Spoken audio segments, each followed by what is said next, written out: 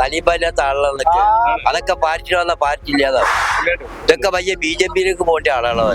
ഏറ്റവും നല്ല ഭരണം ഇപ്പൊ കാഴ്ചവെച്ചത് നമ്മളെ പിണറായി സർക്കാരാണ്. പിണറായിയാണ് അടിച്ചുപൊളി മുഖ്യമന്ത്രി. നയിച്ചിട്ട് പൈസ നയിച്ചിട്ടല്ലേ പൈസ കണ്ടി അല്ലാതെ എന്താ കാര്യം? UDF-ൽ പെട്ട ആളല്ലേ അയാള്, കോൺഗ്രസ്സുകാരല്ലേ, ഒരു പാർട്ടിയല്ലേ. അപ്പൊ മുതിർന്ന നേതാവാണെന്നുള്ള രീതിയിൽ അവര് പുറത്തു നിന്ന് സപ്പോർട്ട് ചെയ്ത് കൊടുക്കുക. ഒന്നിച്ചു പോലെ അതൊക്കെ ശരിയാവും. നമ്മളിപ്പോ ഓല കാഴ്ചപ്പാടൊക്കെ ശരിയായിക്കോളും. കോൺഗ്രസിന്റെ പൂർവ്വ ചരിത്രം നമുക്ക് അറിയല്ലോ. അങ്ങനെ തന്നെ കർണാടകയുടെ കാലത്തും അല്ലൊക്കെ ഉള്ള അതൊക്കെ അതിന്റെ ഭാഗമായിട്ട് അങ്ങനെ മാറി. എല്ലാവർക്കും ഉണ്ടാവില്ല, കേസിക്കൂല്ലേ.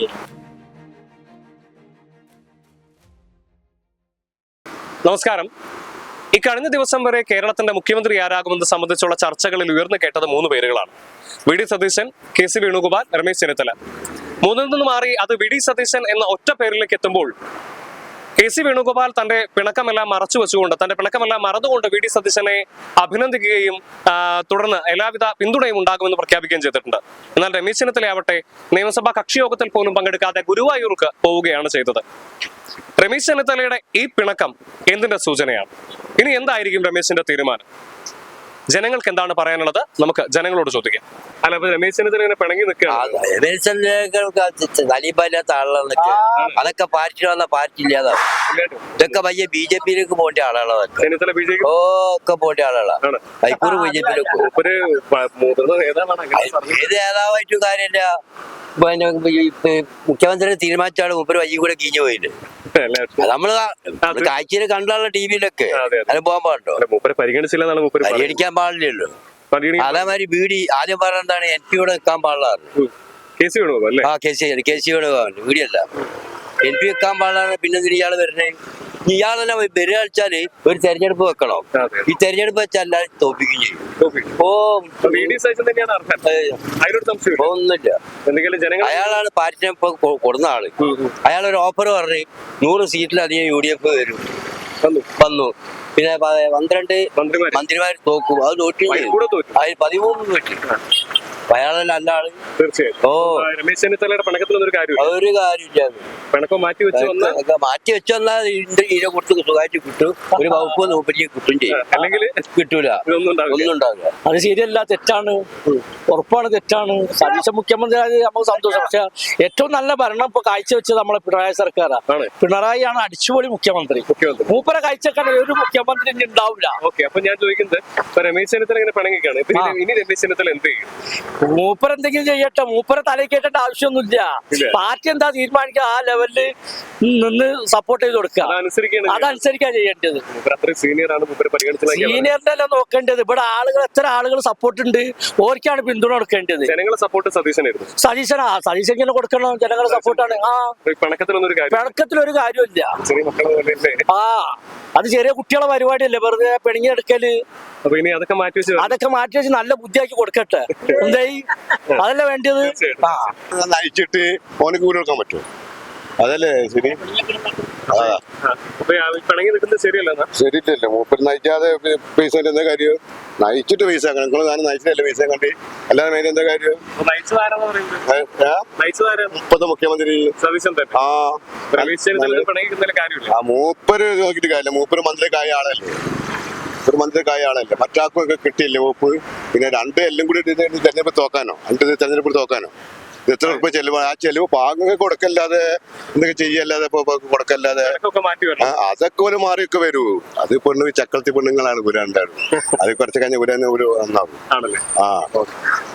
അവർ ഓരോരോ ഗ്രൂപ്പല്ലേ, അപ്പൊ അവര് തമ്മിൽ തീരുമാനിക്കണം. നമ്മൾ എന്തായാലും പറയാ. നിങ്ങളുടെ അഭിപ്രായം എന്താ? പിണങ്ങിയിരിക്കുന്നത് ശരിയല്ല. അവർ കൂടെ നിൽക്കുകയാണ്. രമേശ് ചെന്നിത്തല ഇനിയിപ്പോ എന്ത് ചെയ്യുന്നതാണ് കരുതുന്നത്? അവര് പുറത്ത് പിന്നെ സീനിയർ നേതാവായതുകൊണ്ട് പുറത്തുനിന്ന് ഒരു സപ്പോർട്ട് ചെയ്ത് കൊടുക്കുക. അത് സപ്പോർട്ട് ചെയ്ത് കൊടുക്കുക. അതാണ് വേണ്ടത്. ശരിയല്ല. അവരുടെ ഗ്രൂപ്പല്ലേ, ഒരു UDF-ൽ പെട്ട ആളല്ലേ അയാള്, കോൺഗ്രസ്സുകാരല്ലേ, ഒരു പാർട്ടിയല്ലേ. അപ്പൊ മുതിർന്ന നേതാവാണെന്നുള്ള രീതിയിൽ അവര് പുറത്തുനിന്ന് സപ്പോർട്ട് ചെയ്ത് കൊടുക്കുക. ഇങ്ങനെ കാണിക്കുന്നത് ശരിയല്ല. ഒരിക്കലും. മുഖ്യമന്ത്രി അതിനെ കുറിച്ച് എന്താ പറയുന്നത്? നല്ല കാര്യം. മൂപ്പർ അത്രയും കഷ്ടപ്പെട്ടില്ലേ, അർഹതപ്പെട്ട ആളാണ്. സീനിയോറിറ്റി നോക്കുകയാണെങ്കിലും ഇവരാണ് പ്രതിപക്ഷ നേതാവ് എന്നുള്ള രീതിയിൽ അവരാണ് ചെയ്തത്. ഏറ്റവും കൂടുതൽ വർക്ക് എടുക്കും. വർക്ക് ചെയ്താണ് അതുകൊണ്ടാണ് മൂപ്പര് മുഖ്യമന്ത്രി ആക്കിയത്. ആകണം. അപ്പൊ ഇങ്ങനെ പിണങ്ങി നിൽക്കുന്നത് ശരിയല്ല. ശരിയല്ല. അവര് പുറത്തുനിന്ന് സപ്പോർട്ട് ചെയ്തോളൂ. പിണക്കൊക്കെ മാറ്റണം അല്ലേ? പിന്നെ തീർച്ചയായിട്ടും നല്ലൊരു ഭരണമല്ല നമുക്ക് വേണ്ടത്. നമുക്കിപ്പോ ആര് പറ്റും, നല്ലൊരു ഭരണം നമുക്ക് വേണ്ടത് അല്ലേ? ജനങ്ങൾ നമ്മൾ പോലുള്ള പാവപ്പെട്ടവൻ അതിന് ഇതുമായിട്ടില്ല വോട്ട് ചെയ്ത് അതിന് വേണ്ടിയിട്ടാണ്. അതിനാണ് ചെയ്യുന്നത്. അപ്പൊ എന്തെങ്കിലും ജനങ്ങൾക്ക് വേണ്ടിയിട്ട് പിണക്കം മാറ്റണം എന്നുള്ളത്. ഉണക്കം മാറ്റണം. അങ്ങനത്തെ ഒരു സാഹചര്യത്തിൽ കോൺഗ്രസ് കുറെ കാലത്തിന് ശേഷമാണല്ലോ ഇവിടെ വരുന്നത്.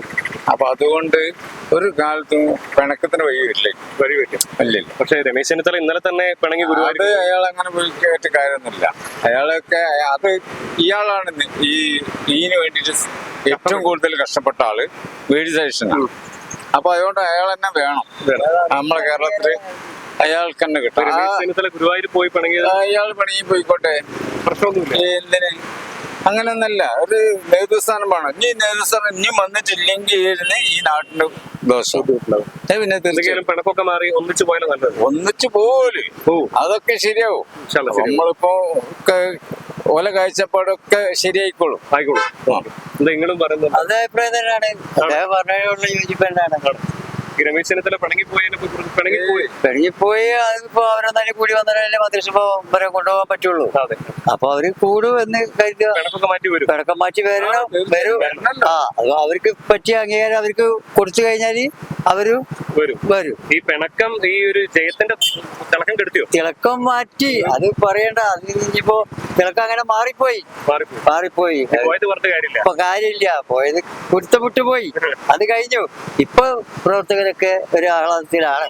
മുഖ്യമന്ത്രി ആയതിനു ശേഷം അതെ അഭിപ്രായത്തിലാണ്. അങ്ങനെ വേണല്ലോ. കാരണം വെച്ചാല് പഴയ ഒരു സർക്കാരിന് 18 ദിവസത്തെ ഒരു ഗ്യാപ്പ് ഉണ്ടായിന് പണ്ട്. നായനാറ് കാലഘട്ടത്തില് 18 ദിവസം കഴിഞ്ഞിട്ടാണ് നായനാർ ജയിച്ച് മുഖ്യമന്ത്രി ആയത്. ഇതിപ്പോ 14 ദിവസം ഉണ്ടായിട്ടുള്ളൂ. അന്ന് വിഷയമില്ല. സംഭവിച്ചിട്ടുണ്ട് പണ്ട് കാലത്ത് സംഭവിച്ചിട്ടുണ്ടല്ലോ. നായനാരെ കാലഘട്ടത്തിൽ സംഭവിച്ചിട്ടുണ്ട്. നായനാരെ മുഖ്യമന്ത്രി ആക്കാൻ വേണ്ടിട്ട് അങ്ങനെ ഒരു കാലഘട്ടം സംഭവിച്ചിട്ടുണ്ട്. 18 ദിവസത്തെ അങ്ങനെ ഒരു സംഭവം ഉണ്ട്. മൂപ്പര് അതിൽ പങ്കെടുക്കേണ്ട ആളാണ്. അത് മുഖ്യമന്ത്രി സ്ഥാനം മൂപ്പര് കിട്ടില്ല എന്നുള്ള വാസന കൊണ്ടായിരിക്കും ചിലപ്പോ അത് മാത്രം പറയാനേ പറയുള്ളൂ. അത് ഒരിക്കലും പാടില്ല. ഒരു കൂട്ടകക്ഷി ആകുമ്പോ ആ കൂട്ടത്തിൽ നിന്ന് പ്രോത്സാഹിപ്പിക്കല്ലേ വേണ്ടി വരും. അതിനുള്ള പരിഹാരം മൂപ്പര് കണ്ടില്ല. ഒരു മുതിർന്ന നേതാവിനെ കാണിച്ചില്ല. പിണക്കൊക്കെ മാറ്റിയെടുക്കണ്ടേ? മാറ്റിയെടുക്കും. എടുക്കും തന്നെയാണ് വിചാരിക്കുന്നത്. 5 കൊല്ലം അടിപൊളിയായിട്ട് ഭരിക്കും തന്നെയാണ് പറഞ്ഞത്. വന്നൊരു വലിയ സന്തോഷം. ഒരു ക്യാമ്പിനൊക്കെ എതിരെ നല്ലൊരു മതേതരത്വ മുഖമായിട്ട് നിന്ന ആളാണ്. ഇവിടുത്തെ ജാതി വിഭാഗങ്ങൾക്കെതിരെ, ഇവിടുത്തെ വർഗീയതക്കെതിരെ പോരാടിയ ഒരു. ഞാൻ ചോദിക്കട്ടെ, അപ്പം വി ഡി സതീശനെ മുഖ്യമന്ത്രി ആക്കിയത് രമേശ് ചെന്നിത്തലയ്ക്ക് വലിയ വിഷമം ഉണ്ടാക്കിയെന്നാ പറയും. അതുണ്ടാവും, സ്വാഭാവികമല്ല. ഒരു കൂട്ടുത്തരവാദിത്വം അതൊക്കെ ഈ ഹൈക്കമാൻഡ് തീരുമാനം എടുത്ത് കൊണ്ടുവരും. അവരൊക്കെ മാറുമോ? തീർച്ചയായിട്ടും മാറും. ഇത് കോൺഗ്രസിന്റെ പൂർവ്വ ചരിത്രം നമുക്ക് അറിയല്ലോ. അങ്ങനെ തന്നെ കർണാടകയുടെ കാലത്തും ആന്റണിയൊക്കെ അതൊക്കെ അതിന്റെ ഭാഗമായിട്ട് അങ്ങനെ മാറിപ്പോകും. എന്തെങ്കിലും പിണക്കൊക്കെ മാറും. തീർച്ചയായിട്ടും മാറും. 5 കൊല്ലം നന്നായിട്ട് ഭരിക്കാൻ ഭരിക്കാൻ വേണ്ടി ഇത്രേ ഉള്ളൂ, വേറെ ഒന്നുമില്ല. മുപ്പരെ സ്ഥാനം കൊടുക്കാത്തതിൽ വിഷമം ഉണ്ടെന്ന് മുപ്പര് പറയും. എല്ലാവർക്കും ഉണ്ടാവില്ല. കേസിക്കൂലേ ഉണ്ട്. അല്ല, പക്ഷേ ഈ പറഞ്ഞ പോലെ ഹൈക്കമാൻഡിന്റെ തീരുമാനമാണ് അംഗീകരിക്കാതെ പോവാന്ന് പറയുന്നത്. അംഗീകരിക്കാതെ മൂപ്പര് പോയില്ല. മൂപ്പര് എല്ലാ പിന്തുണ കൊടുത്തേക്കൊള്ളാം സതീശൻ അല്ലേ? അല്ല, രമേശ് ചെന്നിത്തല ഇന്നലെ നെൽസാക്ഷി യോഗത്തിൽ പോലും പങ്കെടുക്കാത്ത ഒഴിവായി പോയി. പത്രക്കാർ പലതും ചാനൽക്കാരൊക്കെ പലതും പറയും. ഒക്കെ നോക്കിയാൽ നടക്കില്ല. അങ്ങനെയൊക്കെ ക്ലിയർ ആവും. കണക്കൊന്നുമില്ല, ഒരു കണക്കില്ല. ശരിയാവും. അടിപൊളിയായിട്ട് ഭരിക്കാൻ പറ്റും. അല്ലാണ്ട് എനിക്ക് സ്വതന്ത്രമായിട്ട് ഭരിക്കും. അല്ലെങ്കിൽ ഭരിപ്പിക്കും. ജനങ്ങൾക്ക് അനുകൂലികളൊക്കെ കൊടുക്കും ചെയ്യും. ആണ്. അങ്ങനെ തന്നെ. പിണറായിന്റെ മാതിരല്ല. പിണറായിന്റെ മാതിരിയല്ല.